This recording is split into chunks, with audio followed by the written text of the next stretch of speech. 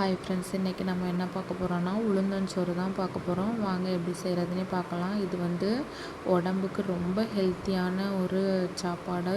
பழைய காலத்துலலாம் அடிக்கடி இது செஞ்சு சாப்பிடுவாங்க. ஆனால் இப்போ உள்ள காலத்தில் யாருமே இதை ரொம்ப விரும்புகிறதில்ல.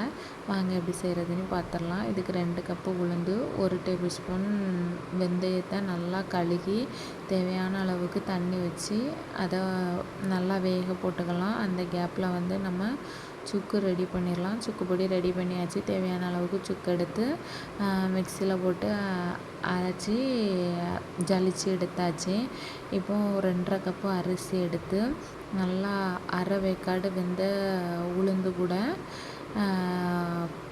பூண்டை போட்டுக்கலாம். பூண்டை போட்டதுக்கப்புறம் நம்ம 2.5 கப்பு அரிசி எடுத்ததை நல்லா கழுகி போட்டுக்கலாம். இந்த அளவுக்கு நல்லா வெந்ததுக்கப்புறம் 2 டேபிள் ஸ்பூன் சுக்கு பொடி போட்டு நல்லா நம்ம கிண்டி விடணும். எல்லா அளவுக்கும் மிக்ஸ் ஆகுறது மாதிரி நம்ம தேவையான அளவுக்கும் உப்பு போட்டுக்கலாம்.